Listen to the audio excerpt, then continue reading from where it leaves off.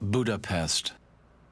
My pen moves along the page like the snout of a strange animal shaped like a human arm and dressed in the sleeve of a loose green sweater.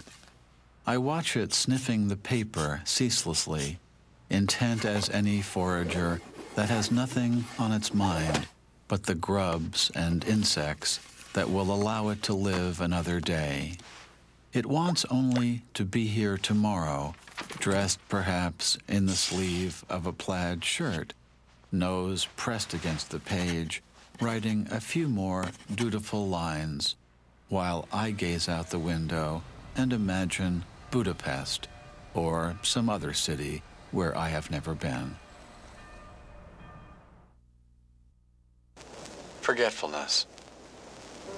The name of the author is the first to go, followed obediently by the title, the plot, the heartbreaking conclusion, the entire novel, which suddenly becomes one you have never read, never even heard of. It is as if one by one the memories you used to harbor decided to retire to the southern hemisphere of the brain, to a little fishing village where there are no phones. Long ago, you kissed the names of the 9 muses goodbye, and you watched the quadratic equation pack its bag.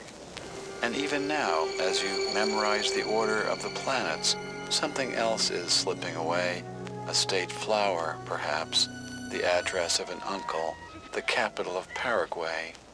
Whatever it is you are struggling to remember, it is not poised on the tip of your tongue, not even lurking in some obscure corner of your spleen. It has floated away down a dark, mythological river whose name begins with an L, as far as you can recall, well on your own way to oblivion, where you will join those who have forgotten even how to swim and how to ride a bicycle. No wonder you rise in the middle of the night to look up the date of a famous battle in a book on war.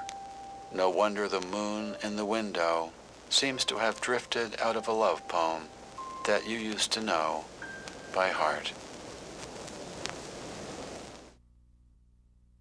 Some days I put the people in their places at the table, bend their legs at the knees if they come with that feature, and fix them into the tiny wooden chairs. All afternoon, they face one another, the man in the brown suit, the woman in the blue dress, perfectly motionless, perfectly behaved. But other days, I am the one who is lifted up by the ribs, then lowered into the dining room of a dollhouse to sit with the others at the long table. Very funny, but how would you like it if you never knew from one day to the next, if you were going to spend it striding around like a vivid god, your shoulders in the clouds, or sitting down there amidst the wallpaper, staring straight ahead with your little plastic face?